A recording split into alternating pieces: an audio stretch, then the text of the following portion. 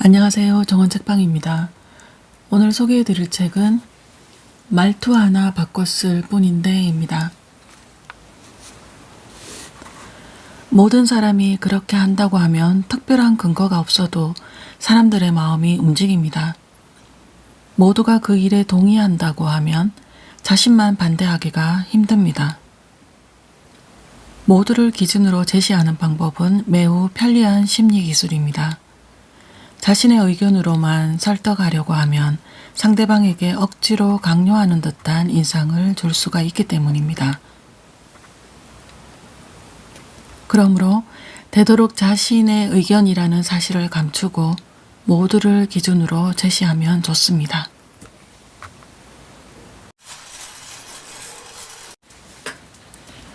나사를 만들어주세요 라는 부탁을 받아도 그 사용 목적을 모르면 나사 만드는 일이 단조로운 작업으로 느껴져서 일할 의욕이 생기지 않습니다. 하지만 올림픽 경기장 건설에 사용할 나사입니다 라고 나사의 사용 목적까지 알려주면 그런 이유라면 게으름을 피울 수 없지 라고 생각하며 힘을 내서 만들어줄 것입니다. 이렇듯 목적을 알려주면 상대방이 받아들이는 태도가 순식간에 달라집니다. 심리대화법 중 하나로 레토릭법이라고 불리는 기술이 있습니다. 레토릭법이란 매사를 뭐뭐다 라고 단정해서 말하기보다 뭐뭐라고 생각할 수 있지 않을까 라고 말해서 상대방이 직접 답을 생각하게 하는 방법입니다. 이제 군대는 필요 없다고 강력하게 주장하는 것이 일반적인 방법이라고 하면 군대가 없어도 외교로 어떻게든 해결될 것이라고 생각할 순 없을까? 군대가 정말로 필요할까? 라고 질문을 던져서 결과적으로 상대방이 스스로 군대가 필요 없다고 생각하게 만드는 방법이 레토릭법입니다.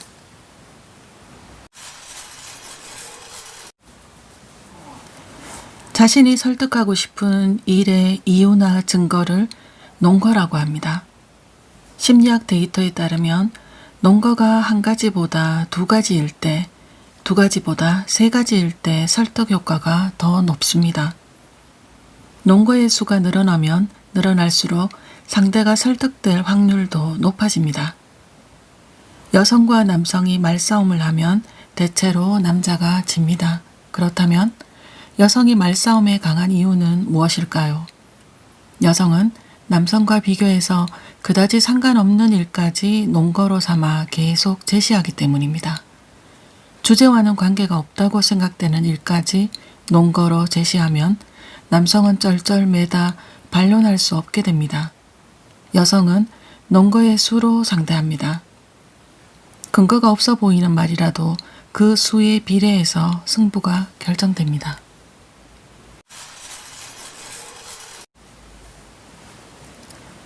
사람은 보통 다른 사람이 라벨을 붙여주면 그 라벨대로 행동하려고 합니다. 이를 심리학에서는 라벨 효과라고 부릅니다. 누구는 잡학지식을 많이 알고 있어서 재미있어 라는 라벨이 붙은 사람은 앞으로도 많은 잡학지식을 얻어서 이야기할 것입니다. 부모가 우리 누구누구는 똑똑하구나 라는 라벨을 붙여준 아이는 정말로 똑똑해질 것입니다. 한편 넌 쓸모없어 라는 라벨이 붙은 사람은 원래 아주 멀쩡한 사람이라 해도 그 말을 듣는 동안 쓸모없는 사람이 되어갑니다. 따라서 가급적 좋은 라벨을 붙여야 합니다. 친구가 이런 사람이면 좋을 텐데 라는 희망이 있다면 그런 사람이 되어달라고 설득하기보다 오히려 라벨을 잘 붙여서 친구가 그런 사람이 되도록 유도하면 됩니다.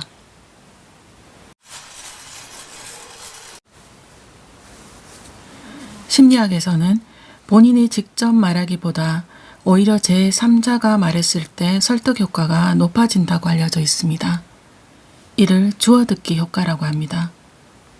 당사자와 이해관계가 전혀 없는 제3자가 말해야 설득 효과가 높아집니다. 제3자를 잘 활용하는 기술은 어린아이들이 종종 사용합니다. 자신이 아빠에게 말해도 절대로 들어주지 않는다고 느낀 아이는 일단 엄마에게 부탁합니다. 엄마의 입을 통해 아빠에게 자신의 요구를 들어달라고 하는 것입니다. 정말 똑똑한 아이는 우선 할아버지나 할머니에게 부탁해서 할아버지, 할머니를 통해 부모를 설득하는 작전을 사용하기도 합니다. 어떤 부탁은 한 번만 말해서는 들어주지 않는 경우가 있습니다. 그런데 똑같은 부탁이라도 다른 날 다시 하면 이번에는 무슨 이유인지 의외로 쉽게 받아들여지기도 합니다. 이렇게 며칠을 건너뛰어 2번 부탁하는 방법을 샌드위치법이라고 합니다. 대부분의 경우 2번이나 부탁하면 성공하기 마련입니다.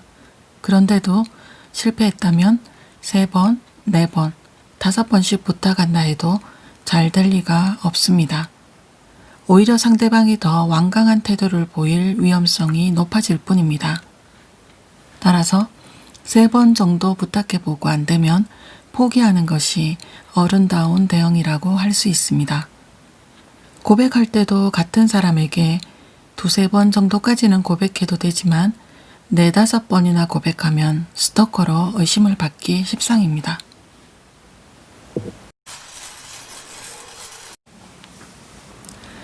무엇인가 부탁할 일이 있을 때는 단지 부탁하는 말만 하고 말면 안 됩니다.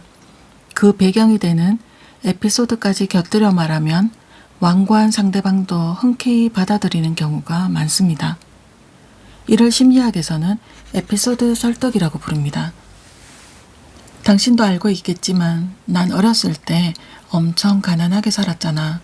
그래서 채소가게 주인도 버리는 무청을 우리에게 공짜로 줬거든. 살림살이가 어려웠던 터라 그것만으로도 굉장히 기뻤어. 그래서 나한테 무청은 진수성찬이야. 당신은 공감하지 못할 수도 있지만 날 위해서라도 무청을 버리지 말아줘. 이런 에피소드를 듣고 나면 아내도 무청을 음식물 쓰레기통에 쉽게 버리지 못할 것입니다. 에피소드가 감동적일수록 잘 설득할 수 있습니다. 아무리 결혼했다고 해도 배우자는 당신이 왜 사소한 일에 집착하는지 잘 모릅니다.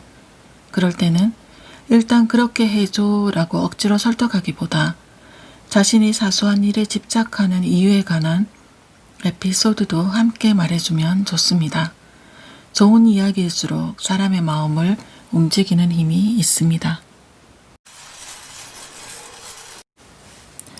피그말리오는 그리스 신화에 나오는 왕의 이름으로 그가 어떤 여성의 조각상을 보고 이 얼마나 아름다운 여성인가 라며 마음속으로 끊임없이 생각했더니 그 조각상이 인간으로 변했다는 이야기가 있습니다. 피그말리온 효과는 이 신화와 연관지어서 이름을 붙인 심리학 용어입니다. 히브리 대학교의 엘리샤 바바드는 아이가 부모의 기대를 비추는 거울과 같은 존재이며 부모가 바란대로 성장한다고 지적했습니다. 아이를 성장시키고 싶다면 좋은 기대를 걸어야 합니다. 나쁜 기대를 갖고 있으면 정말로 아이가 나쁜 방향으로 나아갑니다. 최대한 좋은 기대를 거는 것이야말로 부모의 도리입니다.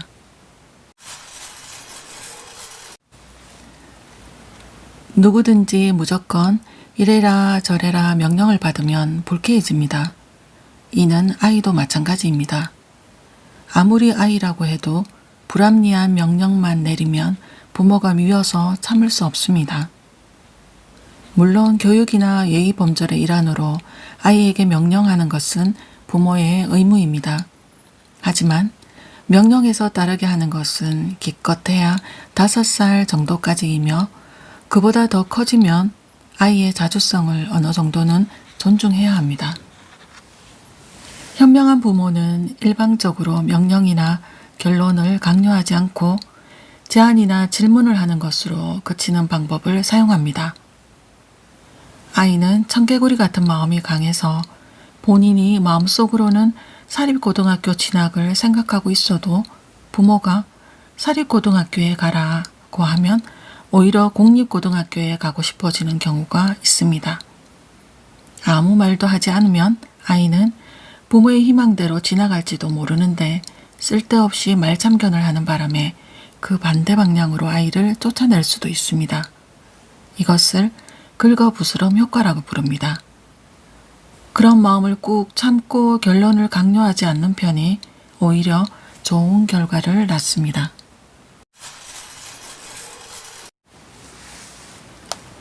아무리 어려운 일이라 해도 그 일을 성취해서 상을 얻을 수 있으면 우리는 고생을 마다하지 않습니다.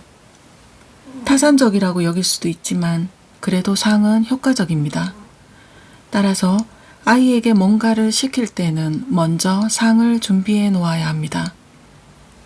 돈을 주면 오히려 의욕이 생기지 않는다고 말하는 사람도 있는데 그 말은 거짓입니다.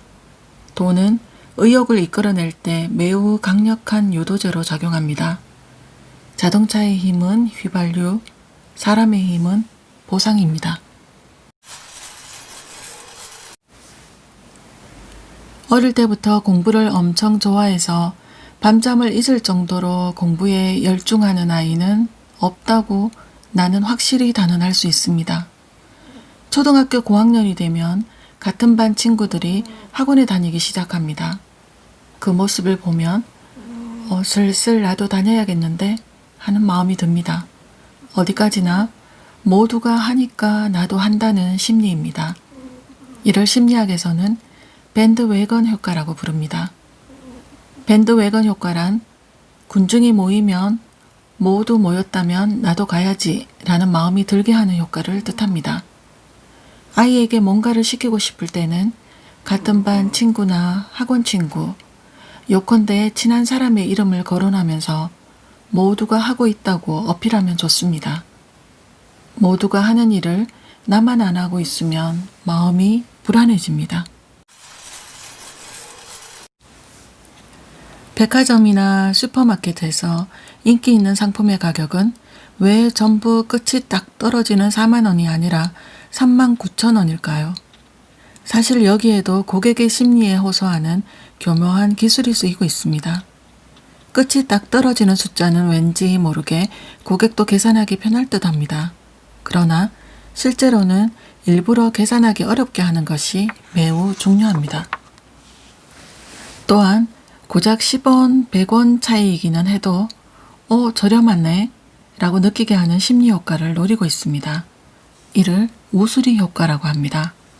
예를 들어 아이에게 공부를 시킬 때도 1시간 동안 공부해 라고 하지 말고 45분 또는 55분 등 우수리가 있는 숫자를 제시하면 좋습니다. 아이에겐 그 정도 시간이면 뭐라는 마음이 생길 것입니다. 사람은 어중간한 숫자를 쉽게 받아들이는 경향이 있기 때문입니다. 아이가 휴대용 게임기를 가지고 놀 때 7시까지 놀아도 돼 라고 딱 맞춘 시간으로 말하면 대체로 7시가 한참 넘어도 게임을 계속하게 됩니다. 이제는 6시 50분까지만 놀아 라고 말하고 6시 50분이 되면 싫든 좋든 게임을 중지시키십시오. 6시 50분까지라고 말해놓으면 아이도 10분 전쯤 됐을 때 그만둘 생각을 가지기 시작합니다. 오늘 영상 여기까지입니다.